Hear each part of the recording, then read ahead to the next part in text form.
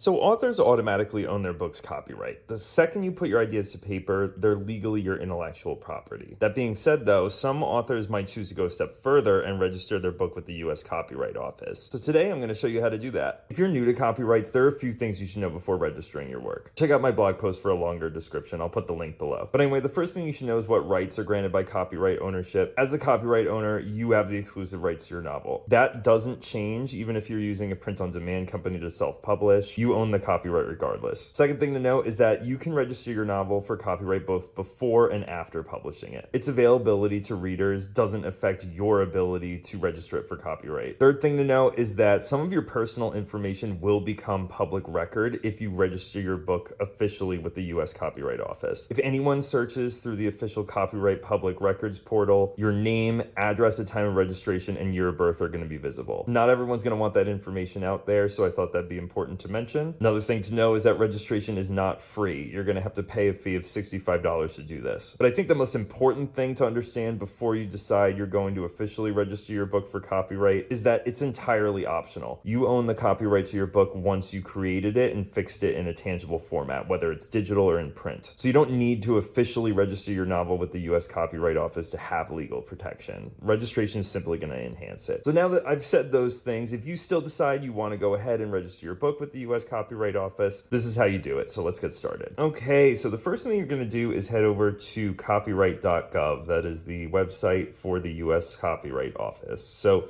here you have their link to their registration portal. So you're just going to go down and you're going to log into the Electronic Copyright Office registration system.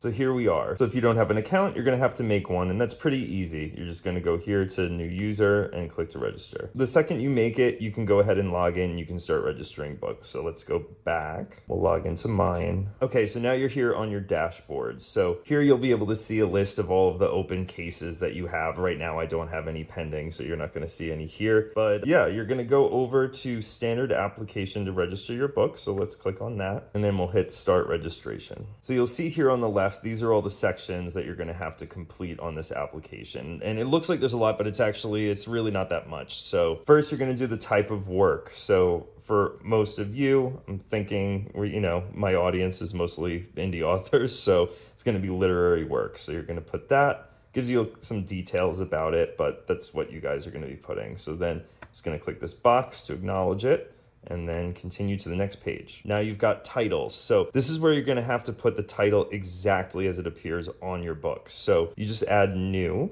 and click this button, select the title type, which for you is probably going to be title of work being registered.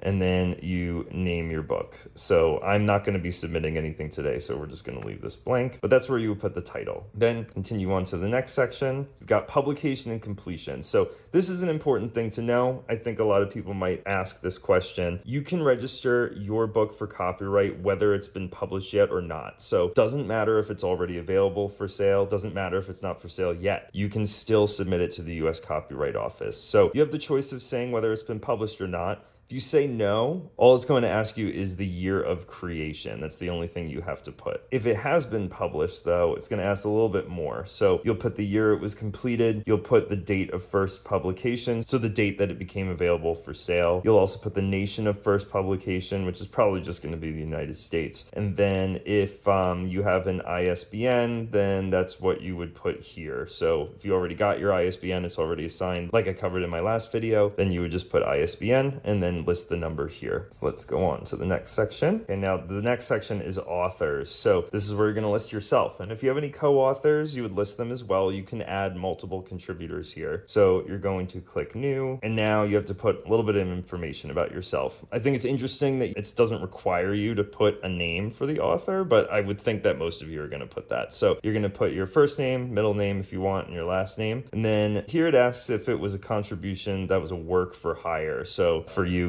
wrote the book and you're writing it for yourself. So the answer is going to be no. But then you have to put your citizenship or domicile. So you're choosing a country that you live in or that you're based out of. You put that here. And then you can also put the year of birth. And if you wrote under a pseudonym, you wrote under a pen name, you'd be able to indicate that here as well. So after you've entered that information, you just click save and it'll take you back to the list of authors and your name will appear down here. So If you want to add any other additional contributors, you can. Otherwise, you just move on to the next section. Now, here's where you're going to be listing claimants. So these are the people who are claiming ownership of this copyright. So you're the original copyright claimant as the author. If there's anyone else that for whatever reason you're sharing ownership of this copyright with, you'd be able to list them here. Really, I think most of you are just going to be putting yourself and your information as the author. So it's just going to ask kind of the same things as before. This time though, you're going to have to put an actual street address and your name. So that part is required. So this you're going to have to fill out. And it's important to know these things are going to become public record. Anyone's going to be able to find this if they go onto the copyright search portal and they search for your book title. They'll be able to see obviously your name. They're going to know that anyway, but they'll be able to see the address that you were living at the time that you registered it, and your year of birth as previously put under authors is going to show up as well. So that is something that you should know. Not everyone is going to want that. You don't really have a choice. If you want to register with the US Copyright Office, you're going to have to put that. So just keep that in mind. But after you fill this out, you just hit save, and then you can go on to the next section, which is limitation of claim. This, I think most people are going to be leaving blank. This is if you need to exclude any pre-existing material from your claim for copyright. So if there's something in your book that existed before you were writing this, like this wasn't something you created, here it even says, if it's an appreciable amount of previously published material owned by another party, stuff that's in the public domain, or stuff that is generated by AI, you have to indicate that here. A lot of people are just going to leave this blank. If you do need to put anything, then go ahead and do that. Otherwise, just move on to the next section. So now you have rights and permissions. This is optional as well. This is for if anyone needed to contact you about copyright management or permission to use your book for something, they would have to contact the person that's listed here. You don't need to put anything here, so you can go ahead and skip that if you'd like, and that's what I'm going to do here. But now this part you do have to put. So this is for the correspondent. So you're going to be listing yourself here, I would think. This is if the US Copyright Office has any questions about your application, if there's any issues, they need to reach out to you. This is going to be your contact information for them to reach you at. So you'll put your name, email address, and your street address, and then you can put your phone number if you'd like to. I've submitted multiple applications to the US Copyright Office, and I never had them reach out to me about any questions. So it's unlikely that this will ever happen, but just in case, you do need to put something. So after you do that, you would just move on to the next section, which is mail certificate. So once you finish this and your application's been processed, the US Copyright Office is gonna mail you a printed certificate with your registration number and all of the information that you've entered today. So they just need to know where to mail it. So that's what you're going to be putting here. So you'll just put your name and your address, then you'll get that sent to you in the mail. Usually takes a few weeks, but it's a cool thing to have. It's very official. So after you've put in your mailing address, then you move on to the next section, which actually is an optional one. So this is for special handling, or basically just expedited service. You have to have certain compelling reasons to say that you deserve special handling of your request. I really don't think that any of these are going to apply to you. If it does, it'll be very few people, but the things that you could list are pending or prospective litigation, customs matters, or contract or publishing deadlines. So that one sounds like it might apply to you, but I really think it's doubtful that you could ever make such an argument. Since you're self-publishing, there's nothing stopping you from publishing your book if you don't do this application. Like,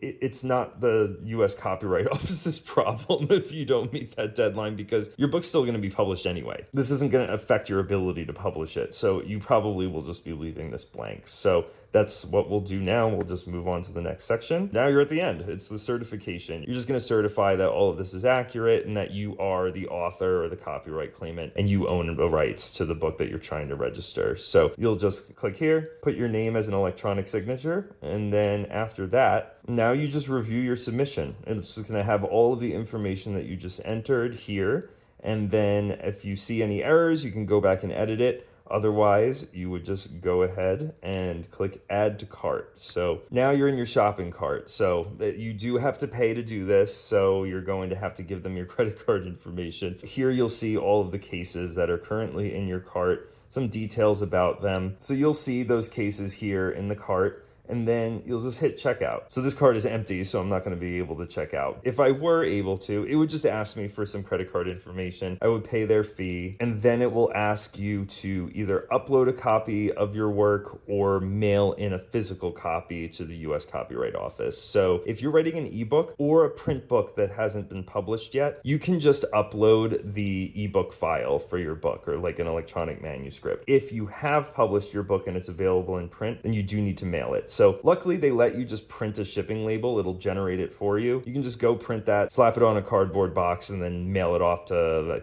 I think it's in Virginia. I think it's Alexandria. I used to live right near there. So you just mail it out, and that shouldn't cost you anything. It'll take a little bit of time before your application is processed. They do need to receive everything and then review it all. The US Copyright Office website says it takes an average of 2 months. In my experience, it's usually shorter than that. It took maybe around a month, so it wasn't too long. But you'll just end up getting your registration certificate in the mail. It'll have its registration number showing that it's official. And if you ever lose that certificate, you can always go online and just search the portal for your registration number again. So that's not really that big of a deal. So yeah, that's the process for registering your book with the US Copyright Office. It's really straightforward. You're just going to be entering your name and your address a bunch of times. It doesn't ask any crazy complicated questions. This is really just the basics, so it doesn't take very long to apply. So by registering your self-published novel with the US Copyright Office, you're going to give yourself additional legal protection in case you ever run into an unfortunate case of copyright infringement. If you ever plan to sue someone for violating your copyright, hopefully that never happens, but if it does, then you'll strengthen your case with an official registration. And while I doubt that most of you are ever going to face that issue, it's always a possibility. So officially registering your work with the US Copyright Office is going to give you additional peace of mind. Remember, you automatically own the copyright. You don't need to do this in order to have that legal right to your work, but a little added confidence is worth considering. So if you decided to register your work with the US Copyright Office, or if you're thinking about it, let me know. I don't know how many people actually go ahead and do this, so let me know by putting a comment below. And if you found this video interesting or helpful, please like and subscribe, follow me on social media, and as always, thank you for watching.